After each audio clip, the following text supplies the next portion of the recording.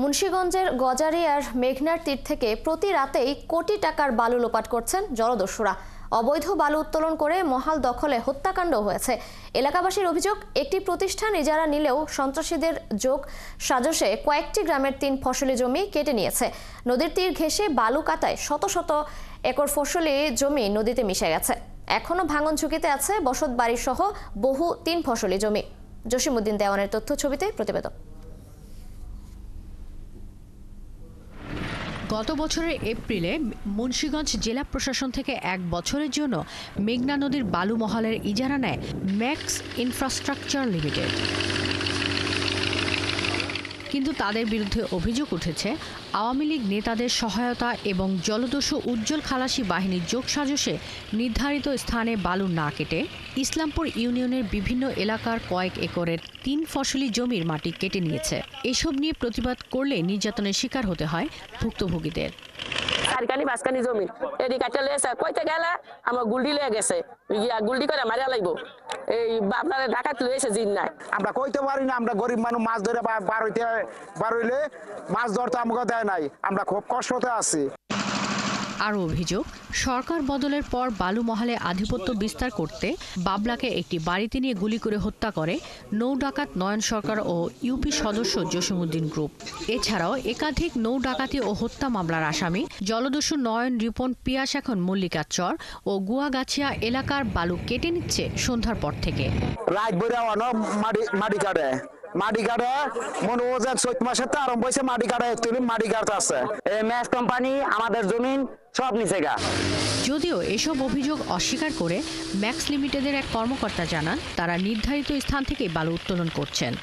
আমরা কখনোই কারোর সাথে অ্যাড হয়ে কাজটা করার প্রয়োজন হয় না, কারণ আমরা সবকিছু সরকারের পে করে আসছি। সেক্ষেত্রে আমাদের লোকালি আমরা হাজিরা বেসিসে 10-15 জন লোক, আমাদের ট্রলার চালক, আমাদের স্পিডবোট চালক, এরকম ধরনের কিছু লোক আছে যাদের আমরা পার ডেইলি হাজিরা বেসিসে আমরা তাদের নিয়োগ করছি। এদিকে ভুক্তভোগীদের বিরুদ্ধে অভিযোগ স্বীকার করে গজারিয়া থানার ভারপ্রাপ্ত কর্মকর্তা জানান, আসামিদের ধরতে অভিযান জোরদার করা হয়েছে। আর ইউএনও জানান, বালু কাটা বন্ধে কঠোর ব্যবস্থা নেওয়া হবে। বিভিন্ন সময়ে এই অবৈধ বালু উত্তোলনকারীদের বিরুদ্ধে রাতে, দিনে এবং যে কোনো সময়ে আমরা একাধিক অভিযান পরিচালনা করেছি। তারা যেহেতু দিনের বেলায় বালু কাটে, সেক্ষেত্রে এটা কিন্তু জনগণ জানবে যে এখন যদি পারে গিয়ে করে, তো সেক্ষেত্রে আমরা এটা বর্তমানে নিশ্চয়তা দিতে পারছি ওরা এখন করছে না। নিজেদের বাকি সম্পত্তি বাঁচাতে বৈধ ও অবৈধ উপায়ে বালু কাটা বন্ধে নদীর তীরে মানববন্ধন করেছেন কয়েকশো নারী পুরুষ। শাকিলা শম্পা, ৭১। মুন্সিগঞ্জের গজারিয়ার মেঘনার তীরে অবৈধ বালু উত্তোলন করে মহাল দখলে ঘটেছে হত্যাকাণ্ডের মতো ঘটনা। এ বিষয়ে বিস্তারিত জানাতে আমাদের সাথে সরাসরি যুক্ত হচ্ছেন সহকর্মী জসিমউদ্দিন দেওয়ান। জসিম, কি পরিস্থিতি দেখছেন সেখানে এই মুহূর্তে? এ বিষয়ে কি বলছেন এলাকাবাসী?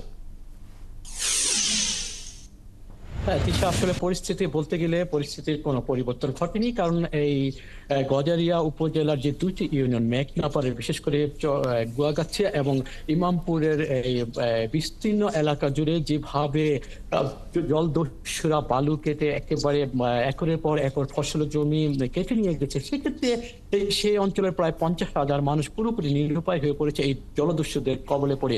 জলদস্যুদের দস্যুতায় অনেকে আসলে গ্রাম ছেড়েছে, বাড়ি ছেড়েছে, অনেকে নিশ্চুপ রয়েছে। কারণ আপনি জানেন যে কথা বলতে গেলে তারা আসলে জীবন নাশের ঝুঁকিতে পড়ে। অনেককে গুলি করার চেষ্টা করেছে, অনেকে জীবন বাজি রেখে আসলে বাড়িতে থাকছে। অনেকে যখন এই তাদের ফসলের জমিগুলো কেটে নিয়ে যাচ্ছিল, তখন যখন তাদের আসলে অনুরোধ অনুময় বিনিময় করে, তখন আসলে তাদের একেবারে গুলি ঠেকিয়ে তাদের আসলে নিষ্ক্রিয় করেছে। অর্থাৎ একেবারে পুরোপুরি পরাধীনতার জালে যেন বন্দী হয়ে আছে এই অঞ্চলের প্রায় 50,000 মানুষ। তারা যেমনটি বলছেন যে একটি কোম্পানি অর্থাৎ ম্যাক্স ইনফ্রাস্ট্রাকচার যে কোম্পানিটি, যেগুলো আসলে বৈধ ইজারা নিয়ে তারা আসলে এই যে তাদের সীমানা অতিক্রম করে, অর্থাৎ সেই সময়কার, অর্থাৎ এই 5ই আগস্টের আগে আওয়ামী লীগের নেতা তাদের নেতৃত্বে এবং এই জলদস্যু বাবলার নেতৃত্বে আসলে তাদের বালি জমিগুলো কেটেছিল।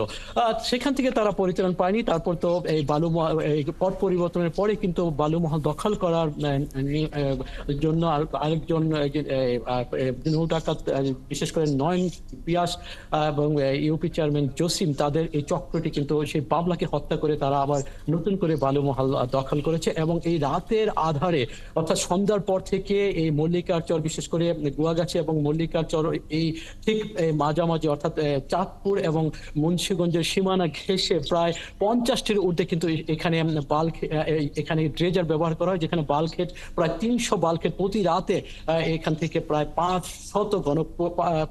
5 লাখ ঘনফুট বালি উত্তোলন করে নিয়ে যায়। সেক্ষেত্রে এটার দাম এখানকার তাদের উপার্জন হয় প্রায় কোটি টাকা। বুঝতেই পারছেন এত বড় একটি টাকা প্রতি রাতে তাদের যেহেতু রুজি রোজগার হয়। সেক্ষেত্রে আসলে স্থানীয়রা বলছেন যে প্রশাসনের যে নিষ্ক্রিয়তা, অর্থাৎ প্রশাসন যে তাদের এই কার্যক্রমে সেখানে আসলে তাদেরকে ম্যানেজ করে কিনা, এমন একটি প্রশ্ন কিন্তু তারা তুলছেন স্থানীয়রা।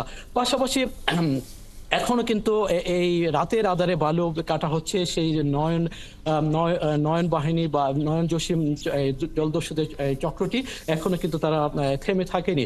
প্রশাসনের সাথে যোগাযোগ করলে তারা যেমনটি বলেন যে আসলে তারা চেষ্টা করছেন, তারা সক্রিয় হচ্ছেন, কিন্তু তারা মাঝে মাঝে অভিযান করছেন, কিন্তু এতে কিন্তু কোনো কিছু সুরাহা হচ্ছে না, কোনো কিছু থেমে থাকছে না। এভাবে গ্রামের পর গ্রাম ঝুঁকিতে পড়ে গেছে। এখন আসলে এই অঞ্চলের মানুষগুলো কতটা আসলে বাকি সম্পদ রক্ষা করতে পারবে সেটাই আসলে দেখবার বিষয়। কারণ তারা একদিন মাত্র এখানে মানববন্ধন করেছিল, তাও ভয়ে আতঙ্কে। তারা আমাদের সাথে কথা বলেছেন যে আজকে হয়তো তারা আমাদের সাথে কথা বলছেন, কিন্তু পরবর্তীতে এই বিষয়গুলো যখন ফোকাস হবে বা তারা এখানে মানববন্ধন করছেন, এই বিষয়টিকে জানানো হলে এই জলদস্যুরা আসলে কোনোভাবেই তাদের রেহাই দিবে না। আমি সেই অঞ্চলে আমি একটি অঞ্চলে, অর্থাৎ এখানে দুটি অঞ্চল, একটি অঞ্চলের গুয়াগাছি অঞ্চলে বেশ কয়েকজনের সাথে রাত্রেও কথা বলেছি। তারা বলছেন এখানকার যারা আসলে প্রতিবাদ করবে, যারা মোটামুটি ভাবে সমাজে স্বনামধন্য ব্যক্তি, তারা আসলে এই জলদস্যুদের ভয়ে তারা এই গ্রামে বা ওই ইউনিয়নে আর থাকতে পারছে না। তারা ইউনিয়ন ছেড়ে অর্থাৎ শহর অঞ্চলে চলে গেছে এবং তারা কখন যে গ্রামে আসবে সেই সাহসটি তাদের আর নেই। তারা আসলে এই কারণে তারা খুব বেশি জোরালো দাবি করছেন যে প্রশাসন, বিশেষ করে তারা সমন্বিত একটা অভিযান আশা করছেন, যৌথ বাহিনী অভিযান, অর্থাৎ কেবলমাত্র নৌ পুলিশ বা কোস্টগার্ডের যে নাটকীয় অভিযান, সেই অভিযানে তারা আসলে সন্তুষ্ট না। কারণ আপনি বুঝতে পারছেন যে চিত্রপট বা দৃশ্যপট, যে এখানে একটু অভিযান যদি কোনো রকম হলে, তো এত অভিযান যদি জোরালো হতো, তাহলে আসলে এইভাবে রাতের পর রাত এই যে শত শত বাল্কহেড কোনোভাবে আসলে এখানে বালু নিতে পারছে না। জসিম, আপনি আমাদের সঙ্গেই থাকবেন। আপনার মাধ্যমে মুন্সিগঞ্জের গজারিয়ার মেঘনার তীরে অবৈধ বালু উত্তোলনকে ঘিরে হত্যাকাণ্ডের ঘটনা সম্পর্কে জানছিলাম।